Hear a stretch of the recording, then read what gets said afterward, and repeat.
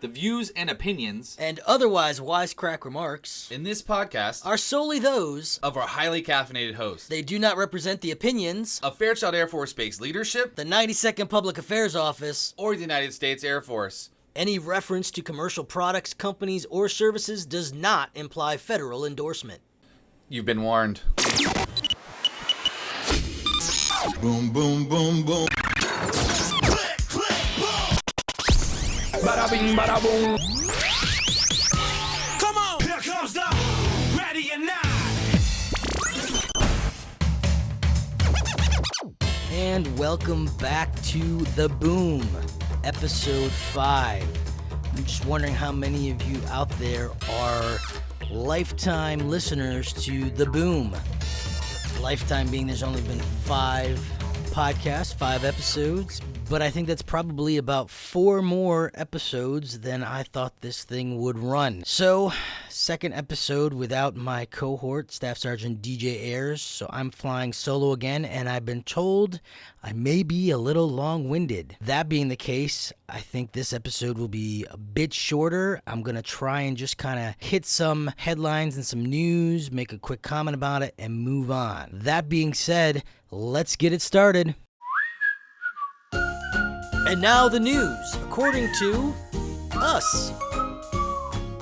So the Pentagon released a report Monday asserting decisively, meaning they were definitely sure, definitely made up their mind, definitely knew what we were talking about, that climate change poses an immediate threat to national security with an increased risk from terrorism, infectious disease, global poverty, and food shortages. It also predicted the rising demand for military disaster responses as extreme weather created more global humanitarian crises. Experts say that the new thinking and approach to this would include considering the role climate change may have played in contributing to the rise of extremist groups like the Islamic State. Yes, I'm sure their main objective all this time was to raise awareness of the polar bear's plight and their diminishing habitat. Next thing you know, we'll have a ribbon that is the Global War on Global Warming ribbon.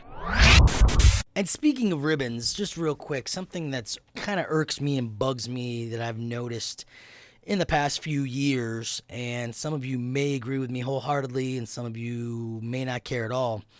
But what seems to grind my gears, as Peter Griffin from Family Guy would say, is when celebrities go around thinking it's fashionable to wear military rank, partial military uniforms, and wear military ribbons as a statement that I'm hip, I'm cool, I'm fashionable. Examples could include Justin Bieber. We won't even touch that subject with a 10-foot pole, but Justin Bieber was wearing military uniform of such, even though I think it was BDUs.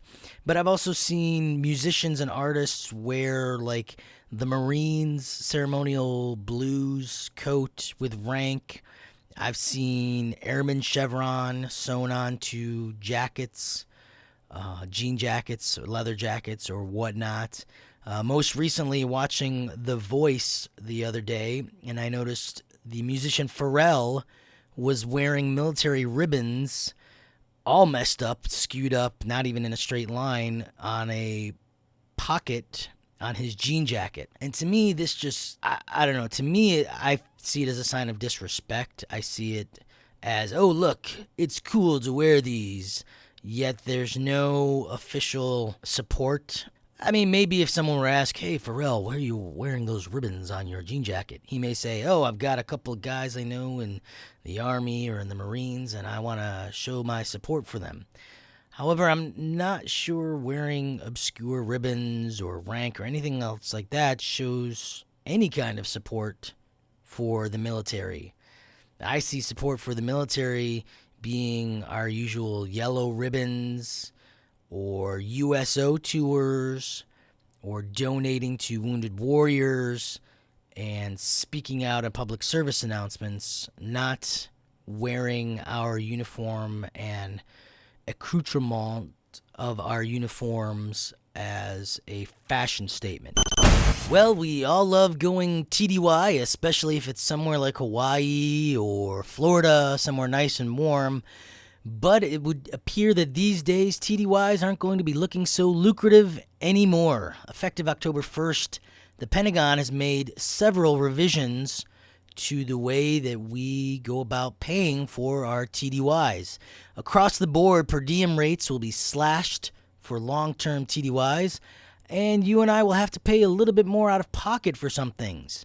A new 1,634-page version of the Joint Travel Regulations was just released, meaning you'll have to find a lawyer and use up some of your leave time just to read through it and make sense of it all.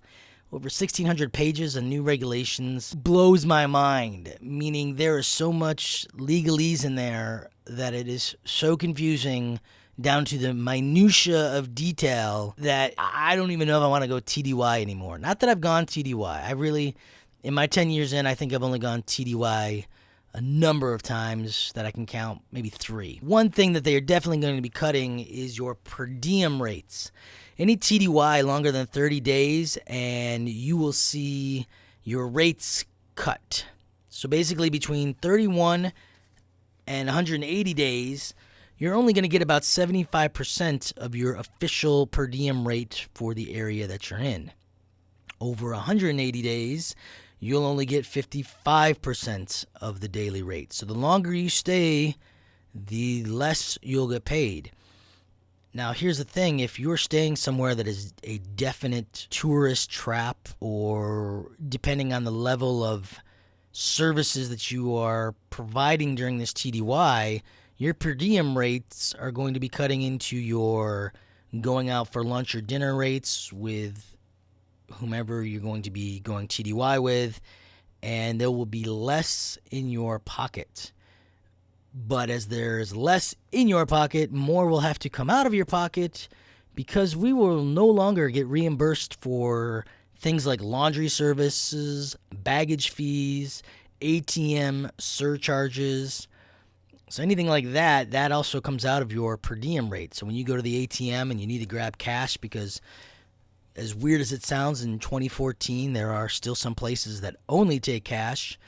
Any of those ATM surcharges are coming out of your pocket, you won't be reimbursed for. Unless you're like me and have USAA, then USAA later reimburses you. Also, expensing cell phones. I've never had to do this, but apparently if you have an official cell phone that you use with your shop and you're on TDY, you will have to get approval now through your own chain of command for reimbursing any cell phone charges made to those phones. So basically, all in all, as the old adage goes, we're going to have to do more with less. I think what we'll be seeing is less and less of us going TDY. I think there'll be a lot more, perhaps, Skypes or DCOs, virtual TDYs, if you will, attending conferences and seminars, whatnot, through the technology that we have available today instead of actually traveling somewhere. But here's one thing you don't see cuts. You don't see cuts happening to anybody in Washington. No, those guys can take breaks and quote-unquote recesses. All they want is still get paid, if not get paid more, while you and I are bearing the brunt of the do more with less culture, unless you're from D.C. But that's all I'm going to be saying about that for the moment. A little too far, cross the line. Speaking of TDYs, kind of reminds me of a joke regarding the differences the branches see in TDYs and how they view it. So, for example, an army grunt sitting in a foxhole eating MREs and wearing 50 pounds of gear after having marched 12 miles on his TDY says, "This sucks." A Navy seaman sitting on his 5x2 bunk in a closet-sized room smelling of oil and rolling from the waves, which he shares with 6 other men after not having seen the sky for 30 days, says, "This really sucks." The Marine doing push-ups in the mud during a downpour after an 18-mile march with 60 pounds of gear says, I love the way this sucks. Oorah. The Special Forces Green Beret crawling through a leech-infested swamp, eating nothing but bugs and tree bark for 6 days, sneaking around past armed terrorists says, I wish this could suck some more. And an Air Force pilot sitting in an easy chair in an air-conditioned hotel holding a remote control says, no cable? This sucks. What you gonna do? So a little humor for you. I think we can all relate, but that's only because we pick the best branch there is. When we go TDY in style. This place has class. Deployments to West Africa will be ramping up soon for our Army brothers and sisters. Despite health concerns and increased risks to soldiers, there have been no instances of soldiers refusing to deploy to West Africa. Correct me if I'm wrong, but do we really even get a choice whether or not we want to deploy? Of course, there have been no instances of soldiers saying they don't wish to go. If they do, they'd have been given paperwork and ostracized. Or maybe some are like, yes sir, of course I'd like to go, as soon as I'm done watching Outbreak and Contagion. A couple of movies that Hollywood has done that'll give them a little insight as to what they might be facing when they head to West Africa. Of course, it all could be due to the fact that they aren't exactly told of where they're going and why. Psst, Joe, have you noticed everyone on this deployment has had a few Article 15s in their career? I'm just saying. But according to officials, the primary reason is not to take care of patients, just the people taking care of the infected patients. You just don't get it, do you?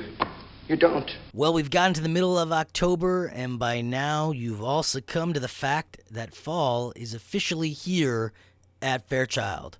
The weather's gotten colder, the sun is setting earlier, and a lot of you are already reaching for the drink of the season, the pumpkin spice latte. Personally, I can't stand pumpkin spice lattes. I kind of think they taste like a pumpkin spice candle. And not how it smells, but quite literally how a pumpkin spice candle would taste. To me, it seems every year the pumpkin spice craze gets a little more, well, crazier. Starting out innocently with pumpkin spice lattes, you then move into stuff like pumpkin spice Cool Whip and even pumpkin spice Oreos. And I'm sorry, but you don't mess with Milk's favorite cookie. I mean, making it taste like a pumpkin, that's called sacrilege, people. I wish we could just keep the pumpkin taste where it belongs, in a pumpkin pie. Which I won't be eating anyways, but at least I know my Oreos will go untainted.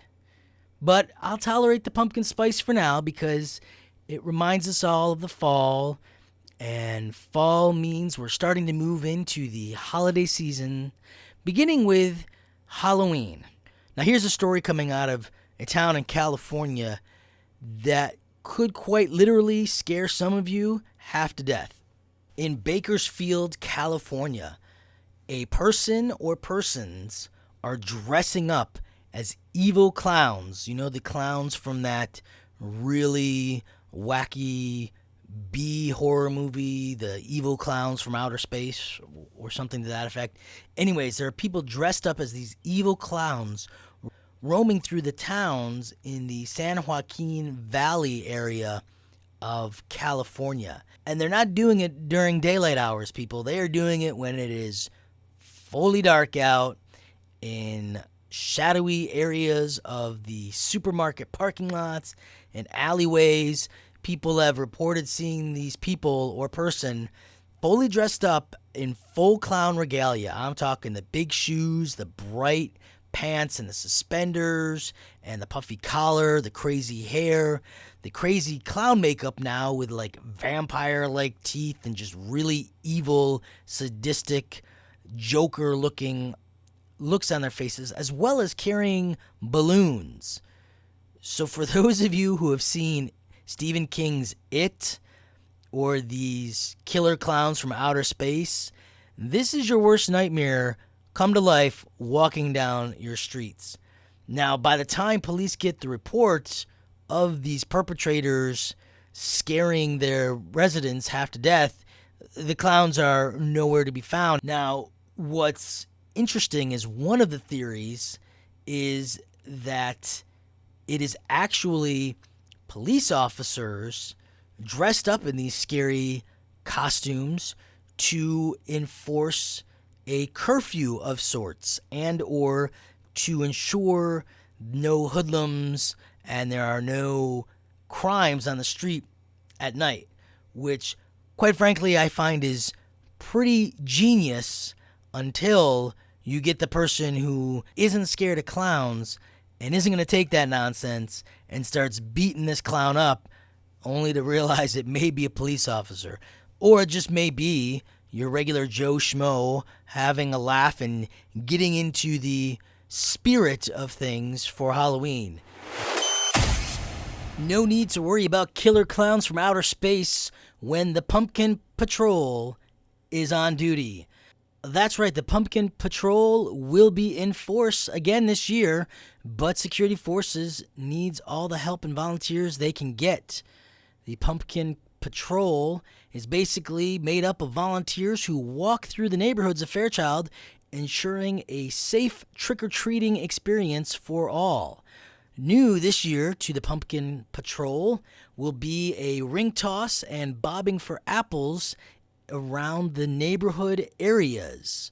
So if you'd like to be a part of the Pumpkin Patrol, get in touch with the security forces and volunteer your time, and I promise that if you stop by my house, I will give you candy as well.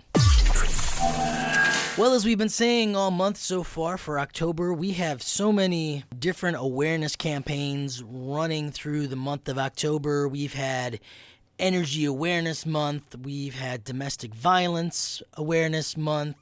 Coming up next week, October 17th through the 23rd, National Health Education Week, where they talk about breastfeeding awareness. But we won't be taking any pictures of mothers in uniform breastfeeding. If you know what I mean. Wink, wink, nudge, nudge. Also, child asthma attack prevention, obesity prevention, underage drinking prevention, secondhand smoke. A few ideas for underage drinking prevention. How about we just don't have alcohol on the base near the dorms? Just one idea. Secondhand smoke, let's just smoke in designated tobacco areas, i.e. not your car in the parking lot. That is not a designated tobacco area because as I'm coming out of my car, I don't need to smell your smoke. And while we're on that note, a couple weeks ago we brought up the fact that there's no vaping. That would be the e-cigarettes. The AFIs and the Air Force, as well as the FDA, believe it or not, whether you agree with them or not, classify e-cigarettes as a tobacco product. Thereby, vaping can only be done in designated tobacco areas as well. And finally, next Wednesday, October 22nd, is Make a Difference Day. It's the largest national day of community service. Go out and be a mentor. Go out and find some way to volunteer and help in your community and make every day a better day. But especially on that day, on Make a Difference Day. Well, that does wrap it up for this edition of The Boom. I think I've kept it a little bit shorter. I think I've packed in a little bit more information than I have. And hopefully I've kept things interesting. Like always, tell your friends, tell your coworkers that you listen to The Boom.